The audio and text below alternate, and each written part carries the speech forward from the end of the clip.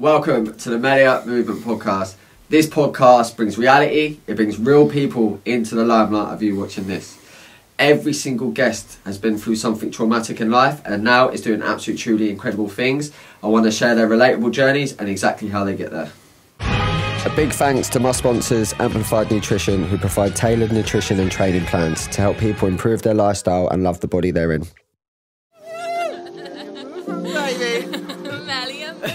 Baby. Welcome. Hello, mate. Good to see you. Good to see you. Fucking hell. 20 years. It's been a hell of a long time, man. Too long. Yeah. So you'll be the guest on here that I've known the longest. 20 years of friendship, pretty much. So I'm really, and as you said, there's been where we went to school, and there's a massive chunk of your life that I don't know about. Yeah. Some incredible memories together. Experienced a lot of mad times. A lot of mad times together growing up, which I'm so grateful for, and I don't think our parents will ever forget the sleepless nights that we've given them. Mate, before I came here, my mum was like, "Oh, do you remember that time I took you to London to see the fireworks?" And Brad got really leery to that guy, and I was trying to split it up, and you were like 12. Fuck's sake, Mum, if you're watching that, it never happens. So yeah, I'm really excited to get in on this one. I know a lot of people are going to be inspired by your story and what you've been through. A lot of them will definitely relate to it.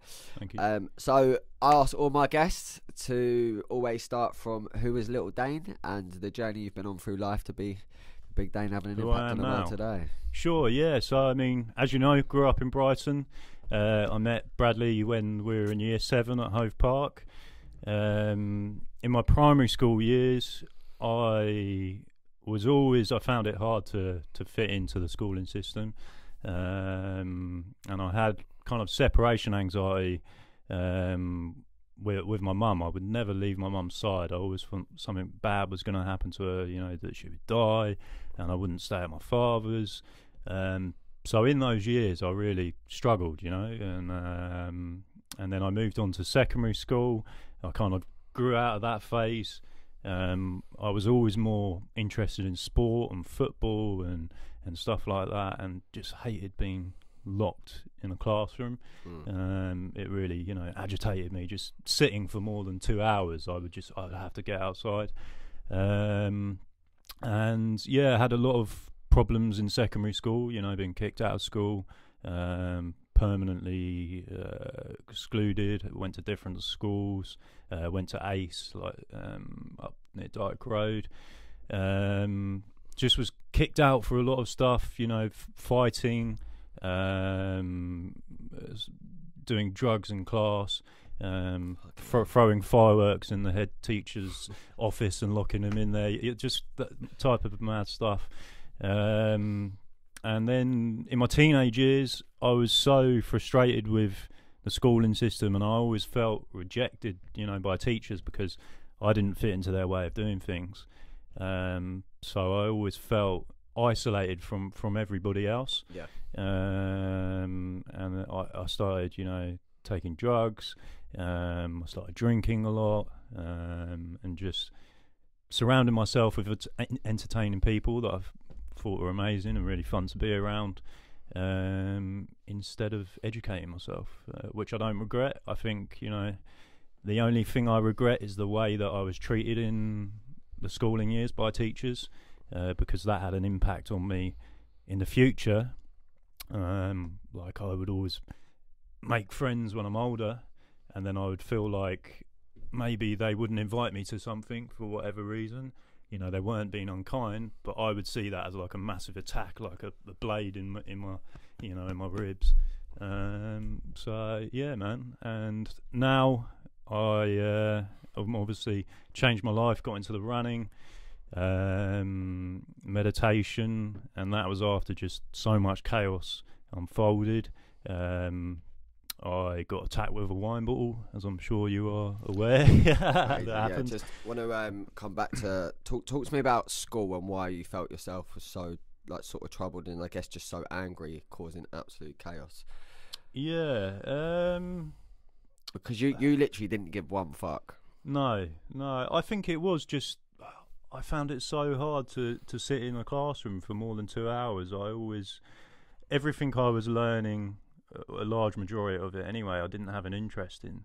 The subjects that I really did enjoy were music, PE. I used to love PE, like rugby and football with Mr. Mac and Mr. Brookin, you know. But then I'd be naughty in class, maybe in science, and I would get kicked out of that class and I'd be punished and I wouldn't be allowed to participate in the sporting events, and then that would just make me even more frustrated. Like, the one thing I enjoy and I can't do that, you know, like. But I guess I acted that way because I was always anti authority. I didn't like being told to do, and I still don't. You know, I like to live freely. I like to live how I like to live, not how other people tell me to live. And I try and act based on my feelings and my heart on how I should be. You know, and just try and be good. So yeah. So you touched on about getting attacked with the wine bottle. Talk to me about that. Yeah, so that unfolded as a funny way, actually. So going to a lot of house parties in Brighton and Lewis, and I was with a group of people at a party in Lewis, and a group of people, they pulled a knife out on my friend, and at that time I had a police truncheon on me, and I gave it to my friend and we chased them, and I always felt like that I didn't like instigating fights, I didn't like carrying around weapons, but I knew what Brighton was like, and I knew that it was so easy for someone to pull a knife out, stab you, and you can't defend yourself. So I always had that as a protective mechanism, and it escalated from there. Again, I went to another party, and it was on New Year's Eve. I just had an operation on my finger, which is due to another crazy situation that I'm sure you've probably heard about. And my arm was in a sling, and walked into this party with Blake Williams, which you know, and about 4 people jumped me, and I couldn't really defend myself. I had my left arm, you know, I had a litre bottle of vodka that evening with energy drinks, so I was wasted, probably drugs, can't remember, but and anyway, thankfully Blake, you know, stepped in as well and helped me, but I had blood over me, my finger was a mess, and then I was really angry about that happening, I was really annoyed. I felt you know, that it wasn't a fair situation, the way that my arm was, but also, you know, the beginning of it was somebody trying to hurt my friend, and I've always, if somebody tries to hurt my friend, I'll always defend them. It's the same with family, and that's just who I am. And again, a couple of months later, I see one of the group in town. We end up having a fight, and as I'm walking away, the girlfriend of the guy that I had a fight with, well, supposedly girlfriend, I didn't see it, came from behind and smashed me in the head with a wine bottle. And thankfully I was on a lot of ketamine that evening, so I didn't really feel it, but my face was kind of hanging down, and then the police and the ambulance came, and then I had to go to hospital. And yeah, I was just a bit of a crazy time for my family, you know, like coming to the hospital, my face is half hanging off, my dad's crying, and I'm, you know, in a hospital bed having surgery, and yeah, it's not a great memory. But what was the outcome of your face? I remember all the stitches. Yeah. So I had like 79 stitches, internal, and yeah, it took about 4 months to like really heal and kind of, you know, clamp itself together. My face was really swollen, like my eyes were puffed out, I couldn't see out of my eyes, and yeah, it took a while to just kind of process that, because you have so many emotions of, you know, wanting revenge. I remember going through that process of wanting revenge, and I can't let this happen to me, and I tried to deal with that in the most positive way that I could, you know. I knew that it was I knew that it was impacting, you know, my family massively, and it was at that point my mum said, like, I think we should move away from Brighton, and we moved to Cornwall.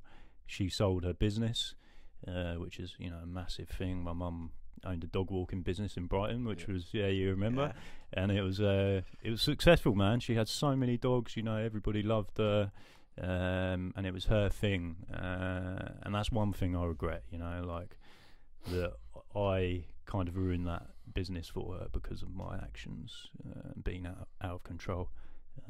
But yeah, I'm eternally grateful for how she helped me. So yeah. How was it moving away from the chaotic life down to Cornwall? So Cornwall is lovely. It's beautiful, man. Yeah. So I mean, the chaotic life didn't really end. I mean, I moved down there with Blake Williams, and we, although, you know, we reduced our exposure to the environment of drugs and alcohol and the party scene, we were still doing it. We were, you know, maybe going on dating applications and meeting girls and going out clubbing with them, or we would go to nightclubs and the universities in Plymouth, because we knew some people that went there from Brighton. So yeah, we still had some pretty wild moments, and I would always have the urge to want to come back to Brighton, because I found it really boring in the beginning stages. It wasn't until I was 21 years old where I had so much unfold in my life, and I was like, I really need to try and start restoring, you know, the way that I'm living. And yeah. And how did you go about the process of restoring that? Because coming away from a drink and drugs, would you say it was an addiction? I would say so. Yeah, I would say so. It was, the addiction was mostly with the mental health medications that I was on. They were the hardest things to get off. I mean, when I was, the first thing I started with when I was like 13 was cannabis, and then I went to Gay Pride one evening when I was about 13, and I had my first ever ecstasy pill. At what age? 13. So yeah, pretty young, the undeveloped brain, eh? And I took it, and 1 hour after taking it, I was like, Blake, it's not doing anything, man. I don't think they're very good, you know. And so I took another one, and then an hour later, I was completely pinging, you know, walking around. Blake, I love you, man. I've never told you this. Like, you know, like, you've got such a great personality. Like, you know, it just switches off that filter of. It's so annoying, because that should just be the normal anyway. It should be, shouldn't it? Yeah, that should just be the normal energy to express love and abundance. Exactly. Yeah, you think when we're younger, like especially at Hove Park, you know, we're all trying to be the big boy and and we never expressed emotional intelligence and the appreciation we had for our friends in a loving way. But as soon as I took ecstasy, you know, that filter just completely switched off, and I was like, wow, this is amazing. Like, there's something here. And I continued doing it, and I think by the age I was 14, I was probably taking 12 pills a week. You know what I mean? I was hammering them. It was like four an evening, 3 nights a week, and it's when you start doing it like that, combined with the alcohol, combined with the violence, getting in fights with people, it just creates this, you know, this really anxious environment, and that's where it started going downhill, because I wasn't mindful and aware and in control of the way that I was consuming these drugs. And like, if there's one thing that I can say to the younger generation, it's like, I used to sell drugs sometimes, and we used to just smash them up with like benzocaine and stuff like that. And you know, you are an idiot if you're buying these things. Do you know what I mean? Like, you think it's cool, but you are an idiot.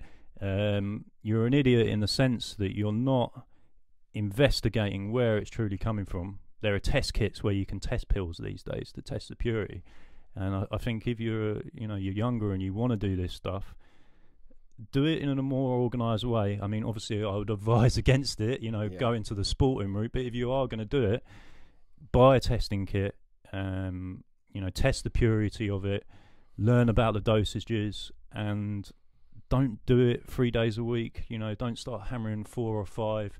Just take something from the experience, unlocking that filter, and then move on, you know.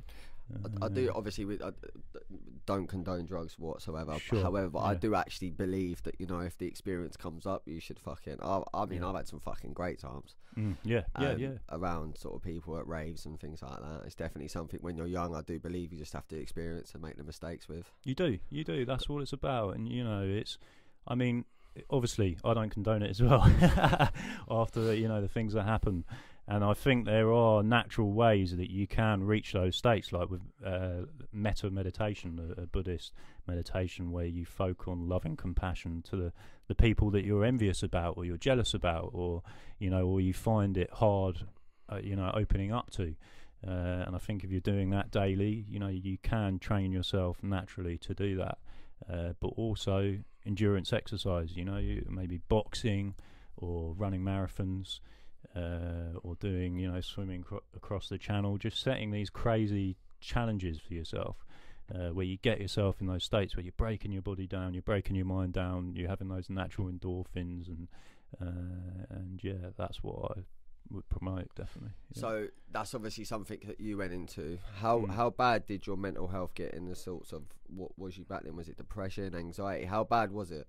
It was pretty bad, man. Yeah, when I think back to it now, I'm like, what the hell, man? Like, how did I, you know, live like that for so long? I used to. The first thing that I had was, because I was combining it all. It was ketamine, it was cocaine, it was speed, magic mushrooms, MDMA pills, just anything I could get my hands on. We were doing. Where was you pulling the money from? I would just get it off friends, mate. Yeah. I mean, friends would just give it to me, and then if we needed money and I'd, you know, run out, we'd either sell ketamine, cook it up, or we would just crush benzocaine with a small amount of cocaine and go and sell it at Gay Pride. You know what I mean? And you're making like $1,000 or whatever. So yeah, I never enjoyed doing that. I always I don't know, I always felt guilty about, you know, you're smashing up drugs and you're giving them to people, but when you're taking so many of these substances, it's about you getting your high first. Yeah, exactly. You don't think about other people, you don't think about the consequences, and I mean, yeah, that's a regret I have, but it also taught me a lot about myself. And, Did Mum ever find out about the drugs and everything? She did. Yeah, she did. I mean, the schools called her up a few times and said, you know, like, oh, we think Dane's been bringing in cannabis or whatever. And I can't remember the first time when my mum discovered, but she knew that it was happening, you know, from hospital calls and stuff like that. And it was when I had my first breakdown. I had really bad paranoia, and I was at Blake's house, and it was after a weekend of doing loads of pills, and I was looking out the window in a really sketchy way, and I thought a police helicopter was following me, and I just remember having this overwhelming anxiety, you know, like this police helicopter wasn't following me, you know. And I thought the room had been bugged. I thought everybody was against me. And it continued for months. I was I didn't trust my friends around me. I mean, the only one that I really kind of, you know, opened up to was Blake, and I'd known him for quite some time. You know, we had some amazing times on ecstasy where that filter switched off, and I said to him, like, mate, I think something's really wrong. And I went to see a doctor, and they diagnosed me with drug-induced psychosis, and they put me on olanzapine, which is like an antipsychotic drug, and I was on that for so many years, and that was the hardest drug to come off, you know. Like, it was I took it every evening, in the day as well. If I'd go out and on the lash, I would take it in the afternoon, and it would just knock me out, put me to sleep, and I felt like a zombie. And then it was antidepressants, and it was just layering on top of each other. And how many tablets a day do you reckon you were taking? It was about 3 a day, you know, which isn't loads, but the potency of of those drugs. They really did. They just made me a zombie. I had no energy. I had no clarity of thought. I found it so hard to, retrospectively look at myself and, just look at these things and put them down on a table and dissect everything that was going wrong. I found it so hard because my mind was just like a million miles per hour, and then it was like a zombie, and then it was a million miles per hour. Sure. You know what I mean? So yeah, it wasn't good. Mental. Yeah. So how did you even fucking think, do you know what, flick the switch, I need to sort my shit out? Cornwall was a real lifesaver. I was coming down to Brighton, and the last time I took drugs and I drank alcohol, it was my brother's birthday, and went out and I'd done quite a bit of coke and pills, and I was on antidepressants at the time. I shouldn't have even been doing it, at that time. And but I guess like it's weird because you get trapped in that mindset of just like, I just need to I need to feel good. Yeah. And that's going to be your last remembrance of being able to feel good is obviously doing that. You're always chasing that high, it's like chasing a dragon. It just, you never reach that point of, okay, I've finally solved this, you're always looking for the next feel good, because I feel so bad. But yeah, that was my brother's birthday. I remember being sick is it Oceana or Prism now, I think. I was being sick in the toilets, and then I had to go to hospital, and my father picked me up in the morning from the hospital. They gave me loads of diazepam and stuff like that, and I was just vomiting out of the car window all over his Volvo, which he loves. I remember that Volvo. Yeah, he's still got them, man. He's got 4 of them. He starts collecting them. He's got a weird obsession with Volvos, like the estates, like 1980s cars. And I just in that moment, I was like, I'm like 18 years old, and I'm still doing this crazy stuff. And, Wait, people only normally start doing that shit at 18. I think my first pill probably was 19, maybe 18, 19. Was it? I'd only have started, probably my first little one then, and you fucking absolutely shit. I need to come off him. I know, man. It was mad, wasn't it? And I think that's why I guess that's why our friendship group kind of, because I was, while everyone was at school and all you lads were playing football and rugby and stuff like that, I was just hammering the pills with Ross and Blake and everyone, and it's sad, but it was also beneficial for me because it meant that I finished earlier. I was 21 when I stopped everything. It was my 21st birthday. I was like, right, I need to get off everything. This is the time to do it. And I was researching online, like how to improve mental health problems, how to improve your fitness, I was like researching the areas of the brain that were affected by OCD and paranoia and stuff like this, and how the nutrients that could help counteract it. Exactly. And I just started going full throttle ahead, and I was having cold showers in the morning because I had no energy. So that would get me out of the door. I would break into the school up the road because there was nowhere to exercise. They had a good little playground, and I used to get on the skipping rope, and I'd do like sprinting intervals, and I was meditating, and I was just combining all of these, healthy activities. I went vegan, eating lots of fruits and vegetables compared to Rustler's burgers that I used to live on every night, And it just completely transformed my life and the way that I look at things, the way that I felt about myself. My awareness was coming, back to me, and I could see the patterns in which I was, not making the correct choices. Fucking mental, and it don't take long to start feeling better. It doesn't. Yeah, it was so quick. Here's me thinking, it's going to take like 2 years to restore any kind of sanity.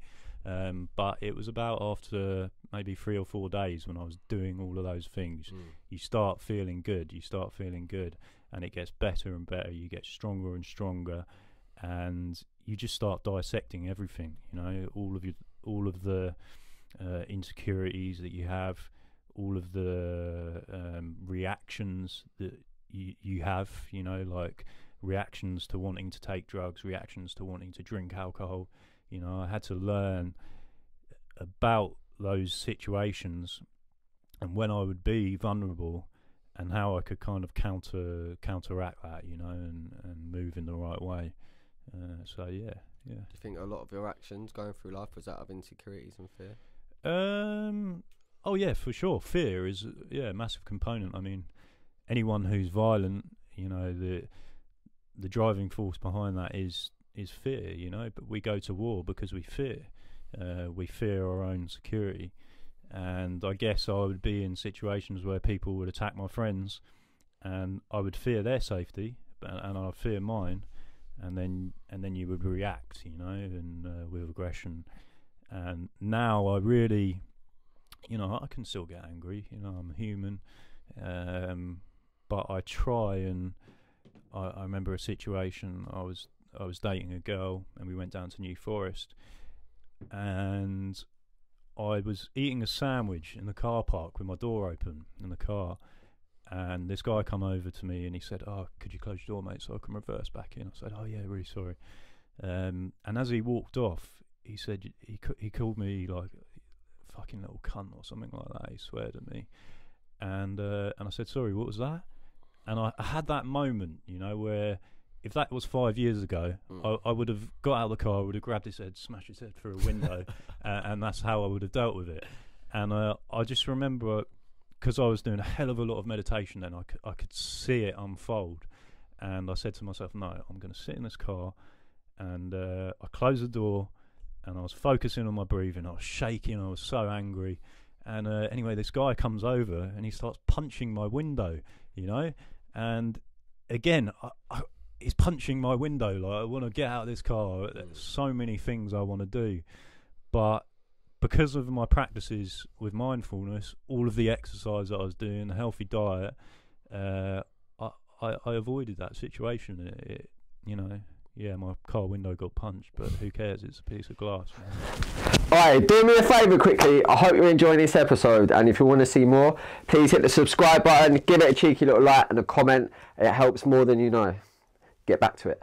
And we don't realise that, you know, when something annoys us and we just go fucking mad. Yeah. We've been triggered. Yeah. So what, I don't know if anyone else does this, but for me now, if someone cuts me up, I always lead with an act of compassion. And as soon as you lead with an act of compassion, that person might be coming from the hospital on the way to the hospital because they might not get to see their partner again. You so never know. Every single situation that pops up now, that's how I've wired my brain to just look at it, and I'm just like, fair enough. Whatever they're going through, I wish you all the best. Sure. No, that's a great perspective to have. I haven't quite mastered it with the driving yet. I'll work on that one. But don't get me wrong, it's hard. You've got to have a fucking banger on.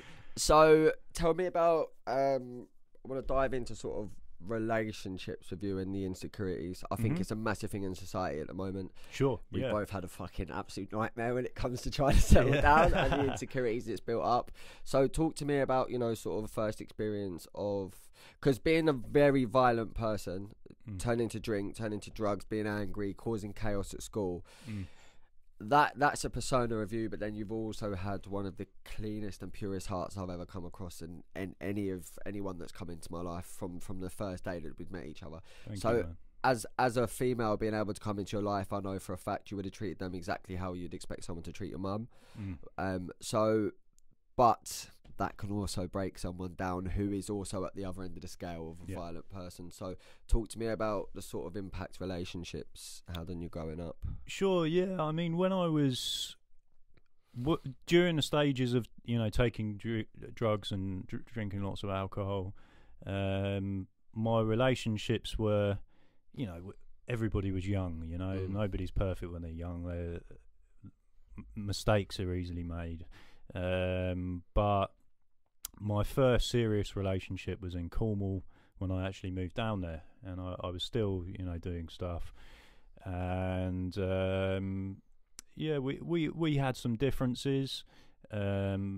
Trust was broken down in a few ways, and I've always been a very reactive person, and if I felt like somebody wasn't being honest to me, you know, that would really frustrate me and anger me. I guess I was just out of control. I was taking so many drugs, and I had discovered one evening that my ex-partner had stayed at her ex-boyfriend's house when we were kind of like courting in the beginning, you know. And I remember being so angry, and my way of dealing with that was, you know, it wasn't healthy. I went on holiday to Mallorca. I drank loads of Sambuca, and I ended up sleeping with a prostitute. I'm still in a relationship and I'm sleeping with a fucking prostitute. Not a good thing to do, you know. And then after that relationship broke down, I got into another relationship, and by this point I was consuming so many drugs, and again fell apart because of that. I was coming home with blood on me from getting in fights, and after that I had a few more, but they never really developed into you know, relationships past a couple of months. They were more friendships, and then I changed my life. And it was so funny because me thinking, oh, I've changed my life. I'm exercising. I'm eating healthy. I'm practicing mindfulness. The next relationship I'm going to have is going to be so easy, you know, like this girl is going to be perfect. There's going to be no problems. And anyway, I was in Asia at the time, and we had some situations that happened which, you know, she had a lot of insecurities and always thought I was going to leave her, and I guess that made her, you know, act in certain ways that you know triggered my insecurities. And it was two, you know, forces that were, you know, fire and brimstones together, and I didn't really look at it as being a problem. I always thought, you know, that it was, this was maybe just, it wasn't supposed to be, you know, so I didn't really look at it again. Anyway, moving forward, I got into another relationship, and these similar patterns started unfolding again.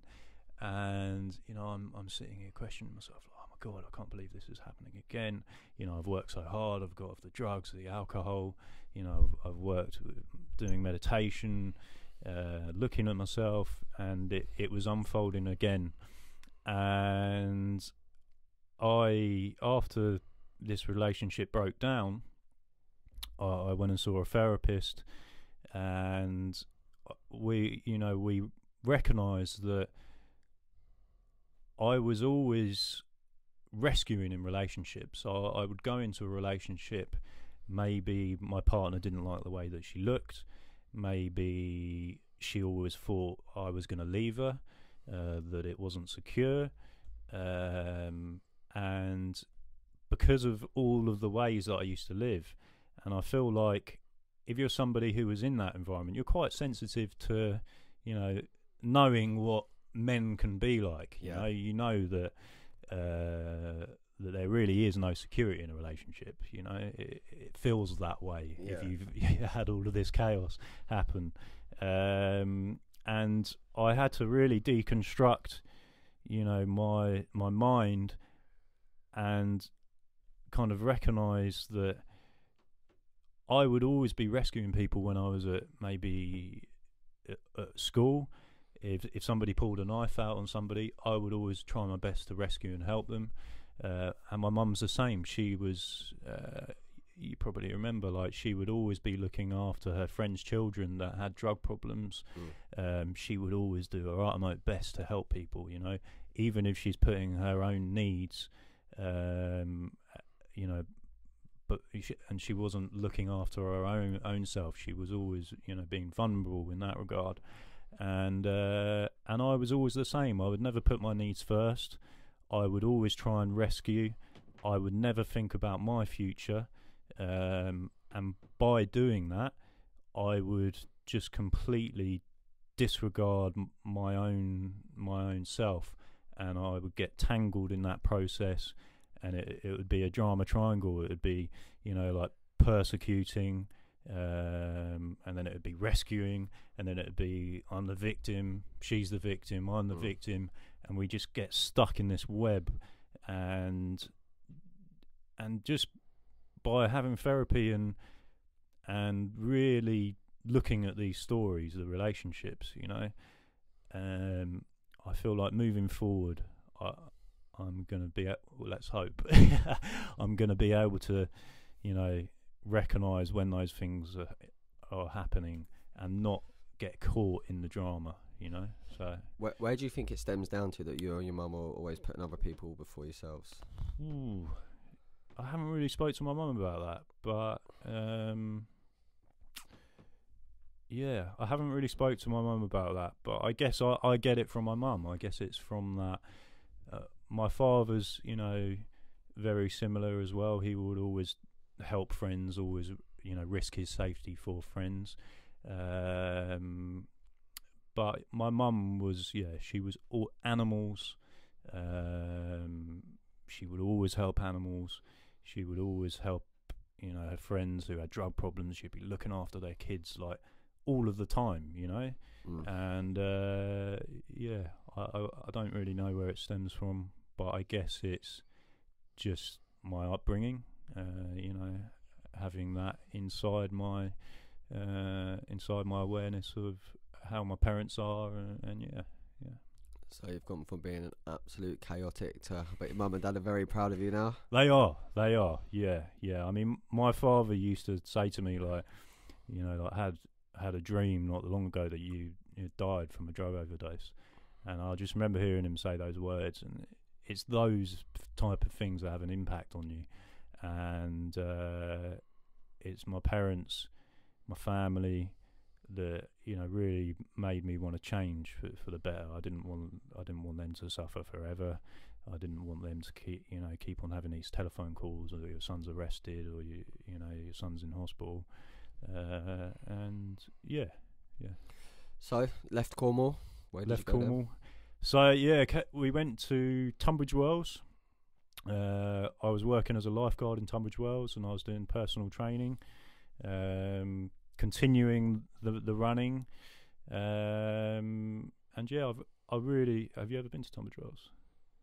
No, do you know what? I think I've actually got to go there tomorrow to meet a friend. Oh, really? So weird okay. you said that. I've got to, I've got to meet with a friend tomorrow in Tunbridge Wells. Really? So that'd be the first time I'm going. Yeah. What time are you going? I think I'm up there. Is it near Sevenoaks? Yeah.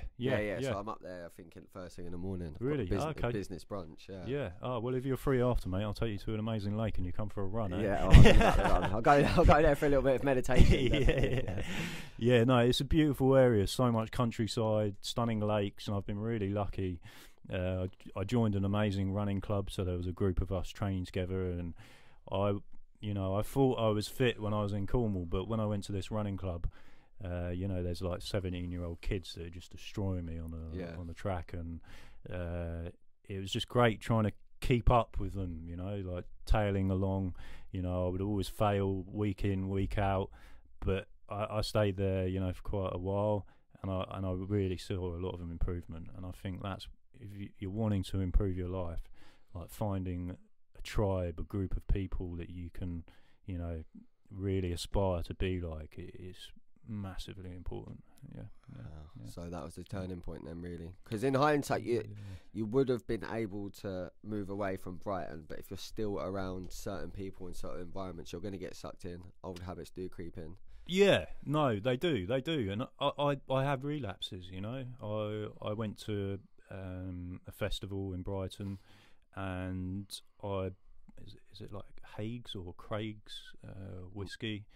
I bought a big bottle of that, went to this festival, drunk it in the space of 20 minutes on the train, and next thing I know, I'm doing shots at the bar, like 4 or 5 pints, and then I wake up in the morning and I've got blood all over me and my nose is like in pain, and I don't know what happened. When was this? This was about 5.5 years ago now, and that is the last time that I had a drink. So after that, I was like, I cannot do this. So you've been teetotal 5.5 years? Yeah. I mean, I stopped everything at 21, so I haven't done drugs until I was 21. And then I stopped the alcohol at 21 as well. And then I had a few relapses. But every time I had those relapses, I would notice the lack of control I had. Maybe I would have some cigarettes, or I would get into a fight. And it was, just after that point, I was like, I'm not doing this anymore. So, yeah. Fucking hell. Yeah. Mad. So, Tunbridge, then talk to me about work. So, I work at the moment, I'm working in the antiques trade. I love doing the personal training and being a lifeguard, but as you know, being a personal trainer, the hours that you do, it's really intense, and it's fucking boring as well. So boring. Yeah, the best thing about it is seeing the results, but just the long hours. I wasn't making amazing money, so I got involved in the antiques trade because the money was better.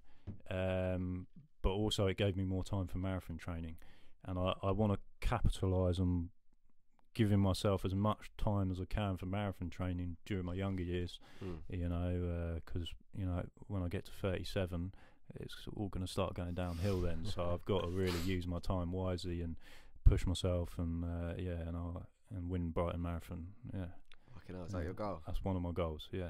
You far off that? You better be on the sideline, mate, cheering with a If sign. there's anyone there, mate, trust me, you'll be running in fucking Melior t-shirt, mate. Yeah. So talk to me about the timing on the marathon, because I've seen some of your shit and I look at it and I think, fucking hell, I'm knackered. Yeah, so my first marathon that I did was New Forest, which was 2 hours and 52 minutes. And once I finished that, I wanted to improve my time, so I booked in for Bournemouth Marathon, and I really trained solidly for 3 months, lots of speed work, like lots of anaerobic conditioning stuff, and I'd done 2:44 for that marathon, and I finished 3rd place, and that's my PB, and I've got a tattoo on my foot with my 3 goal marathon times, so I'm going to tick them off once they're completed. What time are they? So I've got 2:35, 2:28, and then 2:20, which would qualify me for the Commonwealth Games. Madness. Yeah. Bet you never thought you'd have them fucking goals in your No, I didn't. Yeah, if you told me, 15 years ago I'm going to have a tattoo on my foot with my goal marathon times, I would have slapped you in the face. But I never ever thought that was going to happen. I never thought I was going to get into meditation. I never thought I was going to be vegan. But I'm so glad that I made all of these choices. Yeah. How much do you, mate? I'm fucking obsessed with meditation. How much of an impact? I know the impact it has on me. How much of an impact do you think it had on your change? Because being able to, just have your mind just still first thing in the morning is the most powerful thing. Yeah. Obviously, your nervous system when you first started doing it would have been like, what the fuck is going on? It was shot to bits. Yeah. When I first started. Because I was doing so many pills, and I didn't realise how much tension I had in my jaw. Honestly, it was like clamped together. And I started doing this mindfulness practice. I was doing 45 minutes a day, and I just felt that every day that tension was easing off, and it was something that I was always self-anxious about. I always found it hard to smile and stuff around people, and I felt like it was because I was taking so many pills that my mouth was just so tense. And when I started realising that I had the power to learn to relax, just by focusing on the breath, focusing on my body parts, and sharpening my awareness and feelings of my body. We're always trained to look on the outside of life. We're trained to when you're younger, play video games. It's always exterior accomplishments, and we never take the time to look inside and feel inside and understand. I guess it's like the engineers who put an Xbox or a PlayStation together, they know how it works. You know, they can make it easily, and they can understand it easily through, you know, self-awareness of going inside themselves and using their intellect. But we never do that with our emotional intelligence and our feelings and awareness, and yeah, I think it's so important to do. Yeah. How much of that do you wish you had when you were younger? Oh, yeah, it's a hard one because you never would have been able to have such a vulnerable, open conversation when you were younger, because it would have just been like, shut up, and then next thing you know, words going around the school, and it's just one of them ones. But how much of an impact do you think in society these days, if, you know, being vulnerable and being emotionally open at such a young age, how much of an impact do you think that would have had on your mental health and maybe the choices that you chose?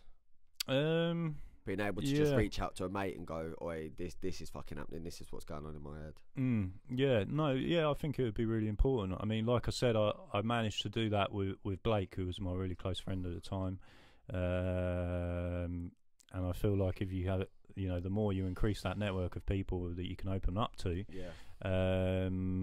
you know, because men are, in society, you know, men are supposed to be the strong ones. They're supposed to, you know, join the army and protect the land, you know. And a lot of men forget their emotional intelligence because society deems us to be that way.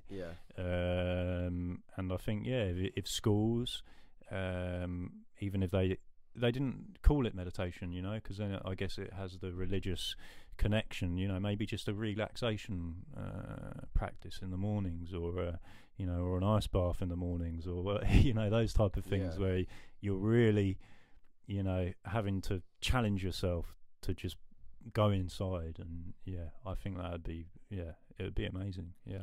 You're living the vulnerable life now, which you can tell in your energy. It's fucking incredible. Thank you, man. It's good to see you, man. I'm so proud of you. No, you too, mate. You too. It's been interesting watching your progress, man. I appreciate it. I'm going to have to get you on a podcast. I'm waiting for the right one to go on and tell my story. What a fucking journey. Yeah. What an incredible journey. I do have a question. Talk to me about the finger. Show the camera what's going on with that. Yeah. So, which camera? This one here. Yeah, so I've got a bit of a bent finger. Hello, Brooke Fairy. I love you. No, so I was at a party one evening. This kid has had more injuries than you'll ever have. It's like a glass and house. It always involves a party. Always. Well, everything involves a party, and you'll hear the name Blake. So shout out, Blake. You've been a part of this podcast as well. I hope you're all right. I've not spoken to you for and a Max while. as well. Max, Princey, yes.